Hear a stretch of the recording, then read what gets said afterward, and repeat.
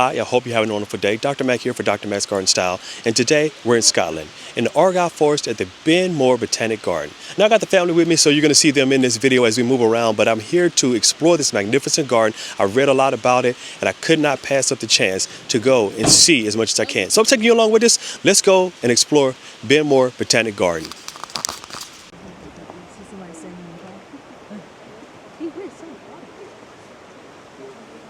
Now, I'm excited about this garden because there are American redwoods here. They were planted in 1863 along the avenue to the main house. They're still here a couple hundred years later and have continued to grow. They're going to get much larger over the next 1,000 years or so, or 2,000 years, so we're excited about that. Also, this garden is known for rhododendrons. Although the rhododendrons are not in bloom right now, I'm pretty sure that the plants will still look good. Typically, rhododendrons are evergreens. Most of them are. So I'm excited to see what the rhododendron plants look like. Some of them could be really large. I'm fascinated already by the size of some of these truly magnificent trees which are coming into view.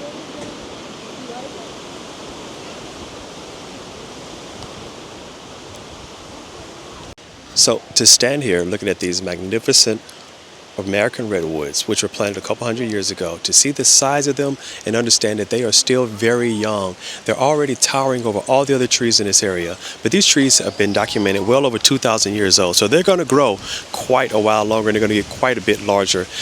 To be honest with you, they were almost planted too close together. As big as they are, with as much space as they have in between them, they were almost planted a little too close together.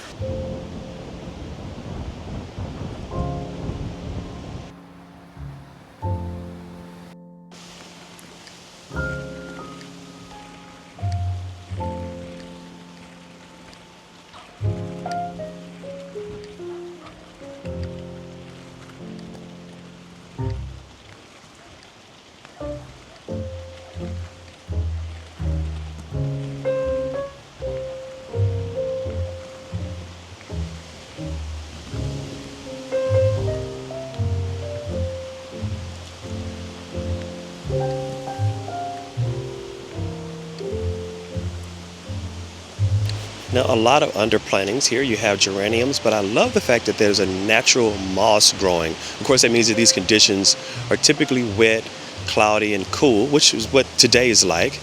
But you can see that there's a beautiful moss growing under a lot of the trees as well.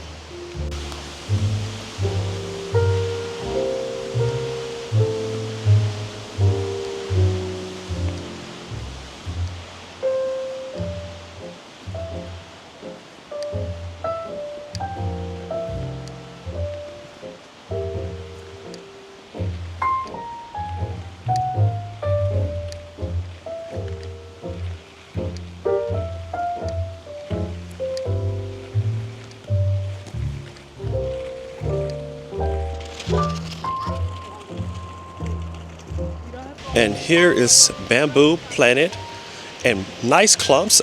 I wondered how they're keeping it contained. Bamboo is notorious for expanding beyond its borders, but they may have an underground container holding it in place because it does appear to be clumping really well and not expanding.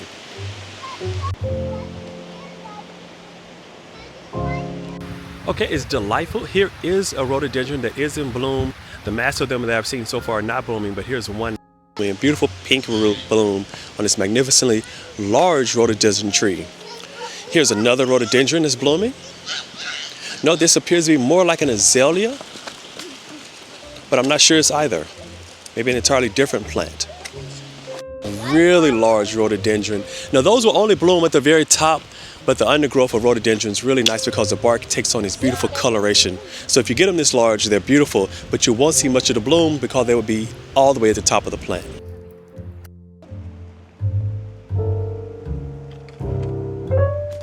And here's a magnificent clump of varying rhododendron, so I can imagine that in the early spring to mid to late spring, this would be a light in color, pinks, whites, purples, burgundies.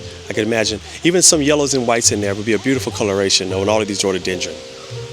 Here's some more rhododendrons sparsely in bloom. Right up above it though, you have some beautiful hydrangea which are blooming, and they're blooming right and perfect in season.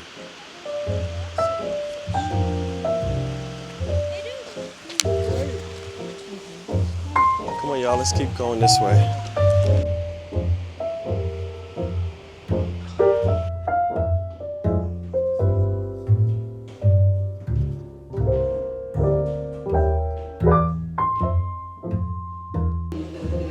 So these are all wooden products made from the local woods, local forest, and crafted by local artisans, furniture makers, and craftsmen.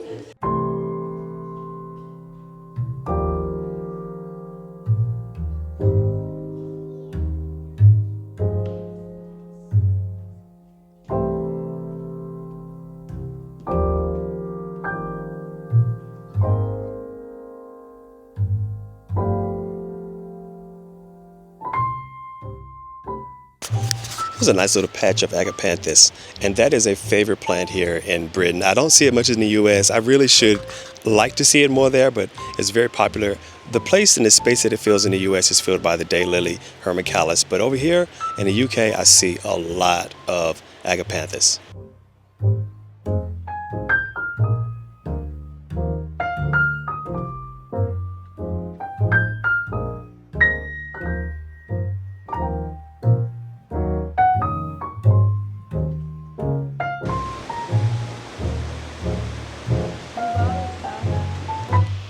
It's toward the end of the growing season, and this hosta is looking a little worn and torn. This is a beautiful patch. You can tell that this clump was beautiful earlier in the year, but at this time of year, late August, early September, it's running into the season, a bit of sunburn, you can see that, but it's still a magnificent clump of hosta, and next year to come back just as beautiful.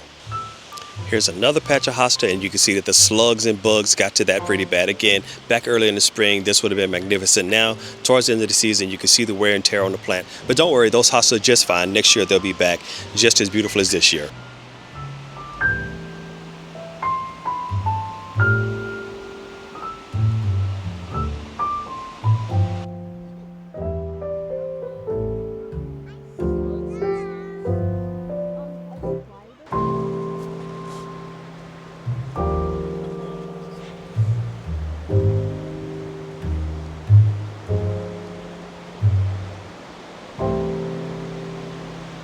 Now this is a magnificent Acer. Normally I see this type of peeling on bark on birch, but this Acer has magnificent bark. It's just peeling away, and I love that coloration. That copper bronzy color looks really beautiful in the sunlight.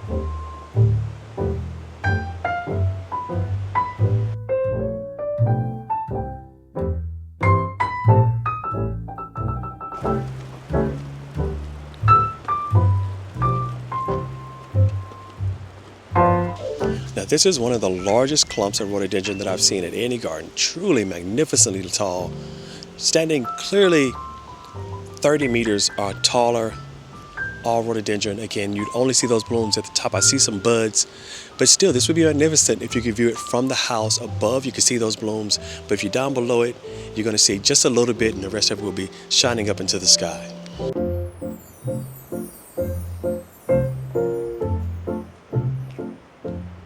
Now look at this. This is a magnificent rhododendron. Look at the dark coloration on those leaves, and it has a coppery undertone on the bottom. A beautiful specimen of rhododendron.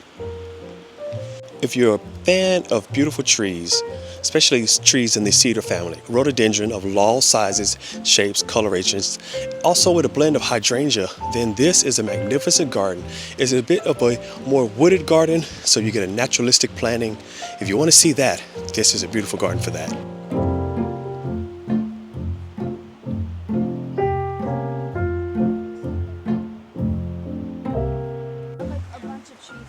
That is true. They had a major storm hit this area, and that's why a lot of the park is still closed right now, because the storm hit back in the spring, and it knocked down a lot of big trees. They had a bad storm come through.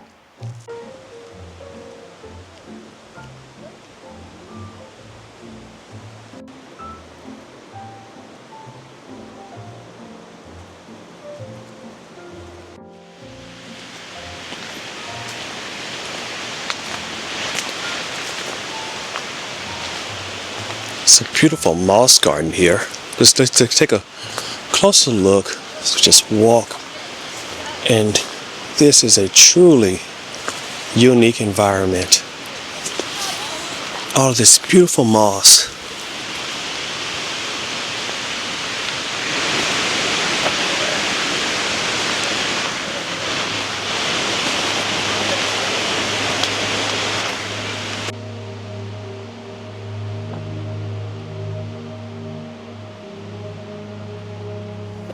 Although it's a sunny day here today, you could tell that routinely it's wet here. It clearly rains quite a bit. There's no way you could have absolutely magnificent moss gardens growing multiple varieties of moss unless you had cloudy, overcast, wet, rainy, moisture-filled conditions.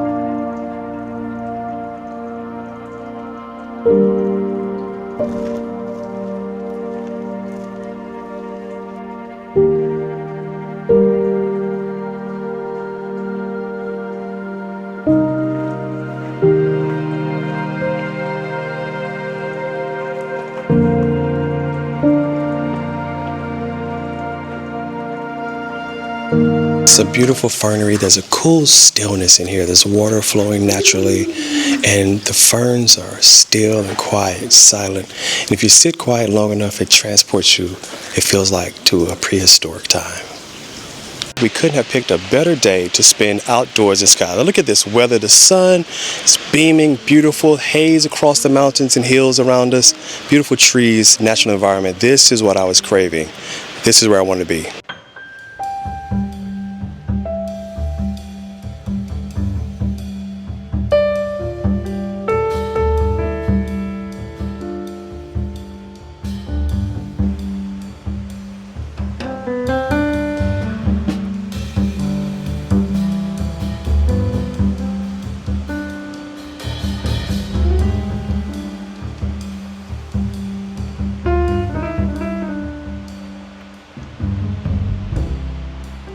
Now here's a beautiful rebirth of nature. This is a fallen tree covered in moss, and there are trees actually growing on the tree that has fallen over and died.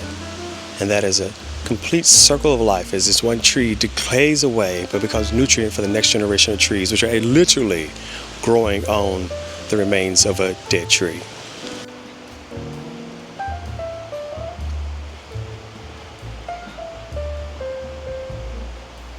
Top of it. Oh, is it a lizard?